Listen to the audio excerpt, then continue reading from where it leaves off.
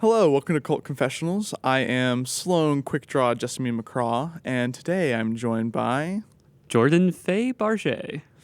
And Jordan is an MFA student here at SIU Carbondale, and we just came to talk about some arting, some music creating, some general creating. And some gay stuff.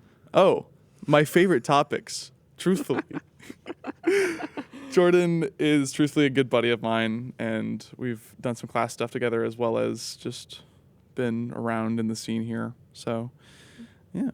Jordan, I'll go ahead and start by asking, what brings you to Carbondale? Because I know you're not a Dalian, so you've wandered here somehow. So yes, I am not officially a Dalian. I am actually originally a Cincinnatian. I'm a fan of Bengals, eat Skyline chili and everything there. But what brought me to Carbondale was actually the MFA program here at SIU.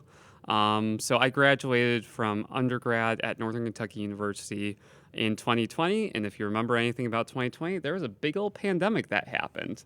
But basically during that pandemic, besides kind of my previous work, mainly in video production, slowing down, I also just started to go ahead and explore different directions in terms of my artistic creation and career, really, in terms of venturing into photography a lot. And also venturing more into work that explored my gender and so forth, since during that time I kind of started more actually delving into what gender am I, or what gender of the week am I, or what gender of the day I am. And basically just sort of exploring myself through my art that way. And so in terms of coming here to Carbondale, it was through that change in focus in my own work, and also wanting to teach as well. I come from a family of a lot of academics. My mom was a teacher at the high school I went to, and my dad was a college professor at the undergrad college I went to. So also just into teaching as well. I mean, that's great. And Jordan, I'm always glad to have you around. Thank So you, whatever Sloane. brings you to Carbondale is the best. Yeah. Well, it was also, I remember in terms of visiting here, that was April of 2022. It was some of the first people I met were actually Andrew Bikey and Cody Tracy, Okay, who yeah. were MFAs from this program I'm in. And they were just sort of talking about the music scene a little bit loosely. And I was hanging out at PK's, I think it was in March then, just with Cody Tracy talking. And I was like, okay, based off this, there's a little bit of a music scene and such. I think I can vibe with the city, even though it's kind of in the middle of nowhere. Yeah, I feel that. I definitely, coming here, I fell in love with Carbondale a bit, and then I didn't even know about the music scene until I came here. Yeah, that was one thing that kind of almost caught me off guard, was the music scene of. And really the only way I got involved was basically through a band I will mention many a times called Frog Tits. So I was invited to join that band by Cody, and then Andy's sort of basically the ringleader of the band. And so I remember it was just sort of, I was only here a couple of months, and Cody was like, hey, you want to go play this one Frog Tits show with us? And I'm like, sure. I haven't practiced at all. And Cody was like, we don't practice before the show. We're just going to play some random noise. And that was just extremely freeing to play that way. Yeah. We've now kind of changed lineups and so forth and the way we do things a little bit, but still improvisation is a key factor in that band. Mm-hmm. But also the music scene is incredible here. Yeah. Even in comparison to Cincinnati, which is a mid-sized city, there's honestly more going on here in this kind of smallish college city compared to a lot of Midwestern full-size cities, in my opinion, in terms of music happening in people's basements, in bars, in all sorts of places. Yeah, we do really have a rich music scene, and I'm curious about lately what kind of stuff that you're looking to do with music, or you are working on with your own music currently. In terms of music, so for me, it's kind of funky in terms of how I divide up my own music, because there's sort of the artsy, ambient, MFA side of things, and then there's sort of the Carbondale punk side of things in terms of doing work with Frog Tits, which is partially music, but it's also partially theatrics as well, Yeah. in terms of performing to these old VHS tapes in terms of doing performances related to Jerry Maguire, Mhm. Stuart Lill, Oklahoma, just some old VHS tapes. So there's also just the theatrical elements involved there. But there also is a strong electronic music influence there too, since folks like Andy will have a Euro rack going. I'll be screaming through a microphone that's going through a pitch shifter and some reverb. And then all sorts of other things will be going on, like somebody might even be playing just like a piece of sheet metal with a contact mic on it or things like that. Or most recently, even using an ice cream maker and playing a contact microphone on that and running it through guitar pedals. So That is incredible. I love the sheet of metal with a contact mic. My favorite sheet music. oh yeah, that it's literal sheet Sheet music. music. But then there is kind of my own side of my music in terms of kind of ambient, but really more so sound art bordering on music, given I think I've learned more and more so that with sound art and music, it's okay for those lines to kind of cross and boundaries to cross. Since I think for a long time, I never really got into it because I was like, well, if I'm just making music, I'm not really making like sound art or whatever. And now I'm like, no, it can all be like kind of one and the same, or at least cross over in a lot of ways. Since in terms of my own practice, I utilize a lot of cassette tapes. Yeah. I currently use my Fostex 4-track recorder a bunch for things, and specifically using my family archive of cassette tapes, VHS tapes, and such to go ahead and pull from for sound sources for things. So I tend to make a lot of works revolving around childhood memory for that reason. Yeah. And even like using not just archive of my voice or my family's voices, but also just like things like children's audiobooks and like other things that may be lying around, like a Pokemon VHS tape or things like that. Yeah. I remember we had you last semester for the student or just the art showcase here. And you also played music with us in here, and I thought it was very interesting, and getting to hear it all and how you just kind of overlaid and mix things was very different. Yeah, in terms of like me performing, it's always, I mean, of course, fun, but performing, I think, was something I never really did before coming here as much. Yeah. I was always sort of just the bedroom music kid of play guitar by myself, but there is sort of something else just in terms of an energy you get from performing live that I've always liked.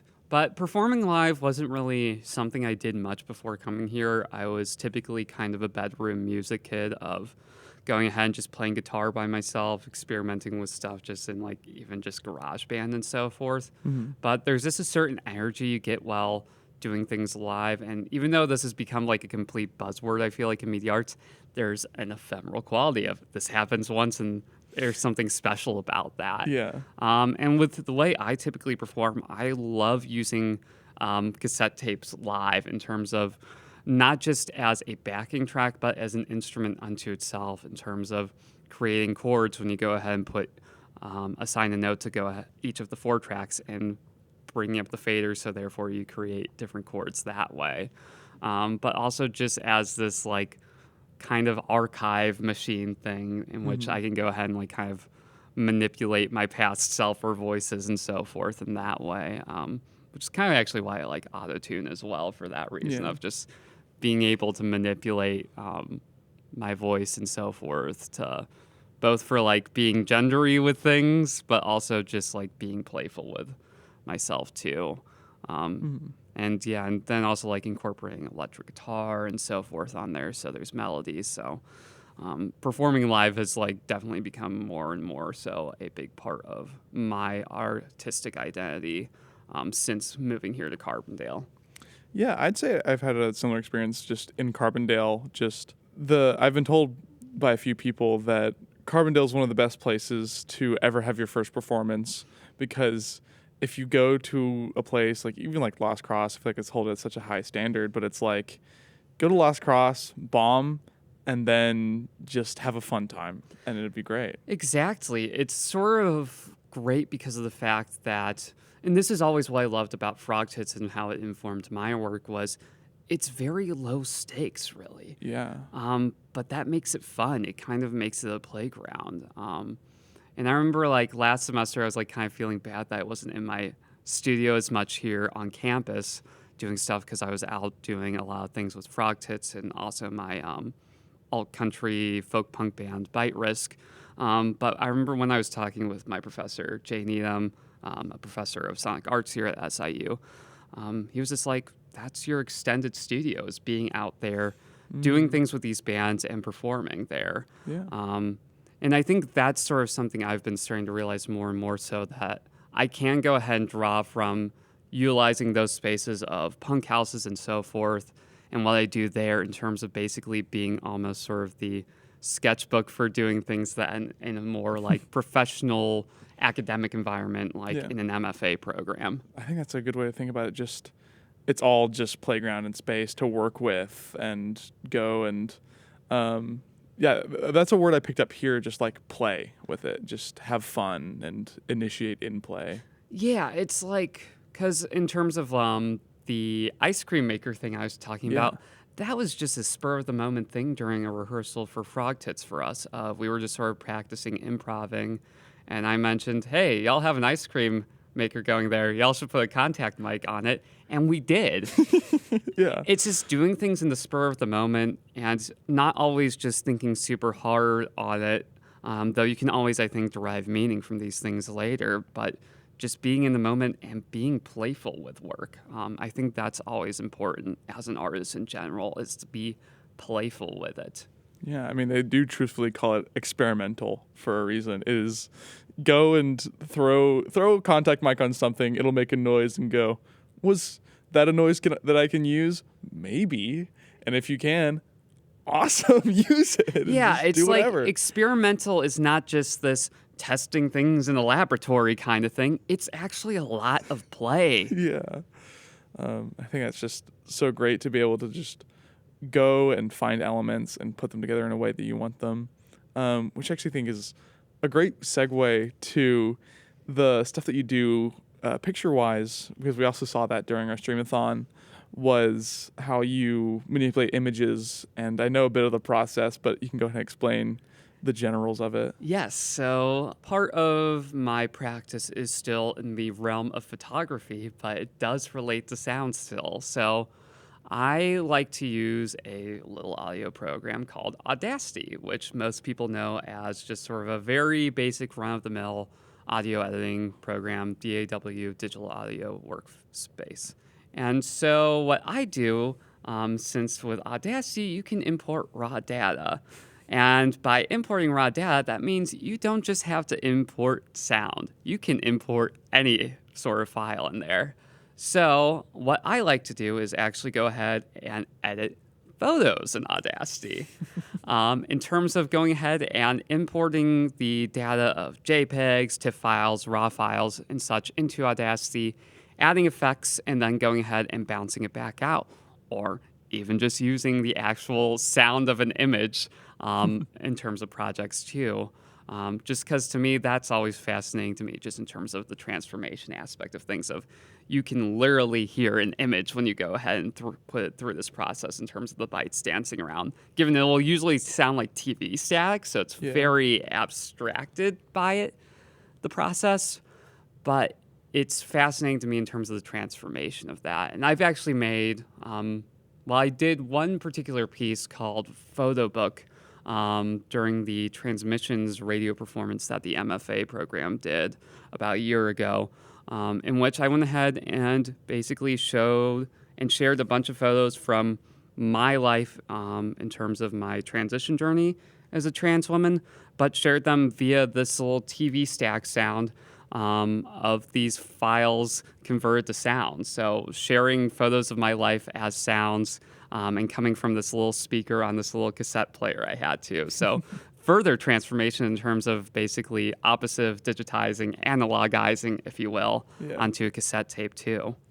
You bring it up, I think it's actually a very cool topic, but there's been such a draw in media of going from, oh, we have 4K cameras, what if we go back and just make it look analog, to the point where I experimented with this before, where I made footage look like I did hand-done chromatic aberration and stuff. I just think that's an interesting thing to transfer to transition, if you will. To transition. Me and you know a thing about that. Wow.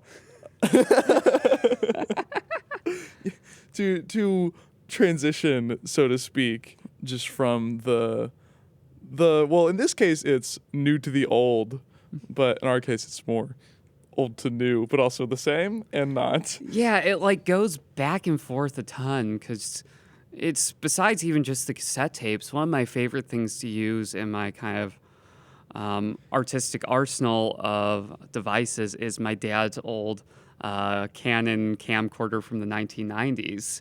And it's super fun to use that because besides just sort of the aesthetic and kind of the trends you're mentioning, it also means I can take video of myself now that will blend with video of myself at like 3 years old in like 1999 or 2000 in terms of these old home videos I have too. So it's also a way of like kind of blending the past and the present together in terms of using these old devices that like kind of also fascinates me as well. Yeah, you can just you create like the reference point in between them to make them look the same. Mm-hmm. And I think that's cool. Yeah, and it's mainly like in terms of even like frog tits, like our use of like VHS tapes, I think we are kind of fascinated in terms of that. Partially because of, again, it's analog, but also because it's kind of this old archive that's at this point starting to kind of break down since VHS tapes actually only have a limited lifespan. But it's also exploring a completely different archive in a way that you don't explore when looking at Finder on a Mac or just going through files on a computer in terms of having these physical items on hand. Yeah, there's something a bit more, well, frankly, hands-on, but also just a bit more intimate when you're working with physical media. Exactly, and that's kind of why I've always been kind of fascinated by it. Like, even in terms of like sharing music with people, in terms of sharing music with people I'm close to, I will go ahead and make people I love mixtapes on actual tapes. Yes. Like, that's something I do because it's something you can go ahead and hold in your hand. I'll go ahead and make a Spotify playlist for the same people too, so therefore they can actually listen to it and have the functionality. But Yeah. being able to hold something still means something there. Yeah, I've burnt CDs for people before, just as like a little gift. And I don't think they get any use out of it often, but it is a nice thing to have and to physicalize just having that medium. Yeah, and I think it's kind of fascinating now in terms of what we think of as analog. Due to the fact that really, in terms of my generation now, and I guess we're both kind of Gen Z, given I'm between Gen Z and millennial. Yeah. Is that we were also kind of just fascinated by what I call antique digital as well, like CDs and so forth. Yeah. Just beyond even just like film and vinyl, which is what people typically think of digital. In terms of like CDs, those are almost considered antique at this point now because of the fact that, I don't know, I feel like there aren't even cars that have CD players anymore. There aren't. Yeah, a lot of modern cars do not have a CD player in them. So even just those technologies in terms of kind of facing the challenge of like, oh, how do I use this old technology and so forth, or using like an old camcorder in that way, that to me is also fascinating and kind of presenting is a way to make media that represents its time, that object for making that media was made. Yeah, you just revisiting those mediums is... I do think it's very cyclical and funny of just you are using older mediums to create new things, but in the essence, there's that temporality of the object that you hold versus what you are creating with it. And because even if you have like an older cassette and you put newer music on it, it keeps those same mediums, but it's its own thing. Yeah, it's basically multiple avenues in terms of sharing whatever message, theme, or whatever you want to say through your art.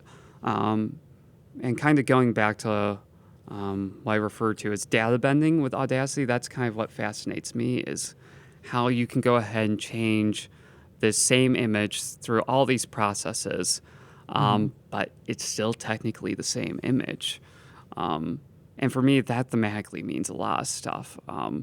Definitely in terms of relating that to gender in terms of transitioning, but also just to me, perception of gender as well, in terms of Yeah. how folks view me as a trans woman in terms of on social media, then going through Fox News and so forth in terms of the leapfrogging from Yeah. medium to place and so forth, that all this information has to go through. It's basically like a game of telephone call in that way. And to me, that kind of is reflected when you're going ahead and doing these transformations with all these images in that way. Yeah, and I get what you mean about how it changing but still being the same in that way, or it changing but always being the same source is very important and also relates to gender because, of course, you can change so many things about expression and even how you just show yourself to the world, but you're still the person that has experienced everything within your life and nothing in that has changed. And I think that's a very beautiful way to look at things, and also focusing on gender as a concept because it is so social and creating art around that is very important now. Yeah, because it's like not necessarily that you have to be transgender to have a gender. Everyone has a gender. Yeah. It's an everyday part of life in that way. And for me, like, it's kind of funny. I was talking with my therapist about this the other day of like, when you're queer, you tend to go ahead and immediately say your identifiers when you introduce yourself. So it's part of your identity. Like I will usually immediately introduce myself as, hey, I'm Jordan. I'm a trans lesbian in that sort of way. But I am not just a trans lesbian, but also that is kind of important to me in that way. Yeah. And so I guess I kind of lean to gender as a focus for my work just because that's part of my everyday life. But it's also part of like everyone's life in our society too. Think about how you present identifiers. In so many social settings, those will change as well. Because, like, if I'm introducing myself doing stuff for Cult of Media, I'm like, oh, I'm Sloane. I'm executive producer of community outreach. But if I'm meeting you at a social event, I'll probably do the same thing where I like mention my pronouns at least or anything like that, and just make that apparent. So the social setting of how it changes beyond your identifiers is interesting. Yeah, it's again like another kind of like leapfrog from medium to medium in terms of switching from even just social setting to social setting in terms of how our identities are presented and so forth. That I kind of like. That's what I like reflected in these processes.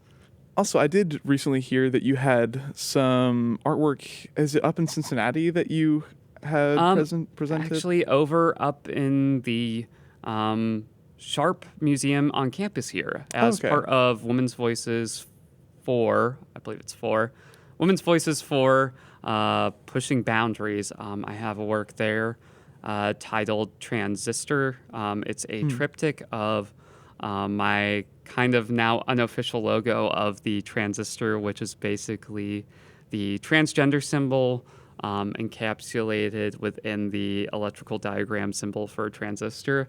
And so I went ahead and glitched each of those, one with an echo effect, one with a phaser effect, and one with a reverse effect, and made a little triptych of that. So that's up in the Sharp Museum, and that will be up through the beginning of May, and I'll also be giving an arts talk as well on April 6th, that weekend right before the eclipse here in Carbondale at the Sharp Museum as well. Yeah, that'd be cool. That's also during Blackout Fest. Yes, which Frog Tits will also be performing Friday night at Blackout Fest as well at Lost Cross. Is that the same day or? Different day, so that'll be the night before. Oh yeah. Yeah, it'll be a busy weekend.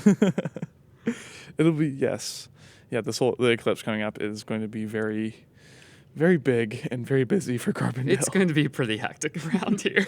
Yeah, I heard the last one from a professor was like the whole city was like clogged with traffic and people were stopped on the interstate to look at the eclipse. Mm-hmm. Yeah, I luckily still have my glasses from, 2017 that the last eclipse happened. I'll need to buy a pair. Yeah, I remember, I saw that outside of Northern Kentucky University, given we were in the same line of sight of the eclipse then, but... Oh, huh. I was back in Memphis, considering I was in middle school. Oh, Lord, now that makes me feel old, even though I'm not that much older than you. Funny.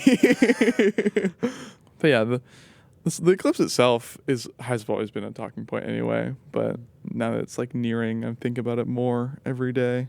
Yeah, and I'm currently in Kevin Mercer's class Saluki X, in which we're currently actually making a video game for the eclipse in terms of collecting things. In terms of, I think you collect eclipse glasses, so therefore you trigger the eclipse at the end of the game and so forth. So That's interesting. Is it like a sprite kind of game? yeah, or- so we've okay. been making 2D sprites for that. So I even have a 2D self-portrait sprite of myself that will be in the game as an NPC. And hopefully I will also be making a music soundtrack for that game as well. Okay, yeah. I have a friend in that class, and I had heard a bit about y'all like pitching ideas for what you're gonna put in there as sprites wise. So. Because we got a little off topic talking about the eclipse. So, no, it's perfectly fine. There's really no topic to my show, considering it's just, hi, I want to talk to this person. Let's talk to them. I just figured it's, talk about being artists and all that. Yeah. And we did talk about earlier a bit about, like, after leaving SIU, do you have any particular plans for what you want to make, or just kind of trajectory-wise? In terms of trajectory, it's still hard to say. I know that I will want to teach, and so I will likely, at the very least, be adjuncting wherever I end up. I'm still kind of roughly planning on returning to Cincinnati after I graduate, because there's a pretty decent kind of underground queer art community there. And also I just have connections with the institutions I went to growing up around there. Yeah. Given my friends and I have also talked about Milwaukee. I've also looked at PhD in performance studies programs, so there are many possibilities of things that could happen, but the main thing is I know that I will want to teach after I get away from Carbondale here. Yeah, so yeah, teaching definitely the goal, I guess, and the mark. Yeah, I mean, for me, that's the main reason to, or at least one of the reasons for me to get an MFA is basically to have that terminal degree. So therefore I can teach, hopefully attain tenure, and basically kind of just teach students how to go ahead and do photography, or even do my weird glitch art and such too in that way. Given to me, also part of the reason to get an MFA is also just to have the time to make art too. Yeah. Because I remember that was kind of a big thing for me of like during the pandemic, I was kind of pumping out photos a decent amount, but I didn't have a studio and I was living in my parents' basement. Yeah. While here at SIU, I have a studio, and I remember like within my first 6 months here, I was like making so much stuff because I have my own space and I have my own time for making my own work here. Yeah. So that's a valuable part of getting an MFA, is just having the time to create. So yeah, you just have studio space available, and you're paid for the MFA programs, right, as a student? Yeah, mostly. So Mostly. yeah, basically I got paid for fees and health insurance. So, Oh, okay. but basically, yeah, in comparison to other programs, almost fully funded. Yeah, that's cool. So for your teaching, you said doing more photography work. Would you want to do kind of sound art at all, or? I mean, at this point, it's kind of what my thought is to kind of be a dual threat of teach photography and teach sound design in that way. Just because in terms of being able to get academic jobs, it kind of always helps to have more than one skill. Oh yeah. Yeah, given I'm kind of, that's what I'm hoping for, is photography and sound design, teaching both of those in the future, as well as if I could just be in a general new media art program, teaching in the program like that, teaching glitch art as well. Are you still working with the glitch art medium just as a whole, right? Yeah, I still am. Like, I think the most recent thing I discovered was one of these old cameras I got off of Wish.com a few years ago, since I decided to go ahead and get a bunch of these like really bad knockoff cameras off of Wish.com, because I knew like the pixels and such would be kind of its own aesthetic there. But I discovered that this one camera records onto a .avi format, which is mainly just for Windows. But for some reason, when you then import that file into Premiere on the Mac, it will do this weird thing in which it goes like green, pink, and purple, and then multiplies the image in this very weird tiled way. So just making weird discoveries like that in terms of like glitches that happen again in like file conversion, just from like going from Windows to Mac in a weird way. Yeah, it is. It is just weird data manipulation at one point, right? Yeah, that's really what it is. Because, I mean, you can also just manipulate an image by just basically opening up the image in text editor and then typing some things in. Like, Yeah. since I've done that before, and it usually creates these sort of colored bands covering the image. So I've like taken like photos of like my pre-transition self and like have typed in things like estrogen, force feminize yourself, and spironolactone and stuff like that, just to be that sort of conceptual artist. Yeah, I think that's very interesting as well because I know people that use images to hide things, and it's a type of cryptography to where you can put stuff in them to where it doesn't change the visual elements, and you have to like go in and search because it's like a code note essentially. Mm-hmm. Yeah, But because I've done that before too, in terms of just like changing just one line of code, so therefore you can't see it in the image at all, but Yeah. I know it's there in terms of this one photography project in which I snuck into what will remain a unnamed abandoned apartment complex here in Carbondale and took some photos. And so I went ahead and went into the code and put in the hex code DEFACE, so deface. Mhm. And then actually in terms of a color overlay, I put in the hexadecimal color code of DEFACE, which turned all these images this sort of funky, like glitchy green sort of thing, like old computer monitor green. And so just like doing stuff like that, I also like. Yeah, I think it is interesting finding the bridges between what works with our conceptualization of like language versus what code will recognize because of just the way code is written. And it's very, you're putting a non-structural thing into a completely structural thing. Yeah, and to me, it's also fascinating what you choose to basically run through these processes, because I would say for myself, half of why I like go ahead and run through like my dab bending techniques are photos that I purposefully take that I know I will run through Audacity and so forth, but also a lot of it's just like my own archive of photos of myself when I was younger, family photos, and so forth. So it's kind of fun to both still be creating, so therefore I can put some stuff into that archive in terms of my photography, but then also delving into the family photo, audio, video archive again to run through that. Yeah. So, Jordan, we are sadly nearing time as much as I enjoy chit-chatting. Mm-hmm. I do have a final note, as all cult confessionals must end. Jordan, you must leave us here with one confession of your own. One confession of my own. One cult confessional, if you will.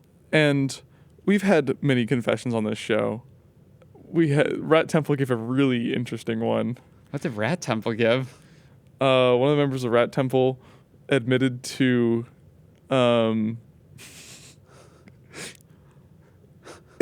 ejaculating into a container of sour cream, and that his friend dared him to do, and then their family had tacos that night. Oh Lord, yeah, that one I can't go that direction given that I'm a teaching assistant here. Well, Jay admitted to something funny. Because Jay was on here and he was talking about his mom being mad at his brother for being high, and he said when he was high, I was high too. Actually, in terms of that, a lot of my family know this, or my friends know this. Like, the first time I ever came out as queer was when I accidentally got crossfaded at age 21. Ooh. Which I've learned is apparently how a lot of people came out to initially. But yeah. Was it just like a text that you sent everyone, or? No, well, I did like drunk text one friend in the process, but I was at a party with like some of my like filmmaking friends at the time during undergrad and had a bit much to drink, and then somebody was tossing around a joint and I got completely crossed.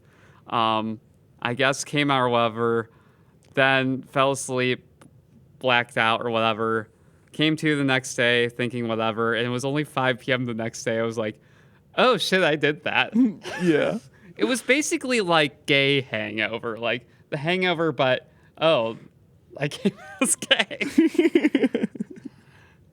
All right. Well, Jordan, I think that's an incredible confession. And just thank you for being here and chatting with me today. Thanks for having me, Sloane. All right.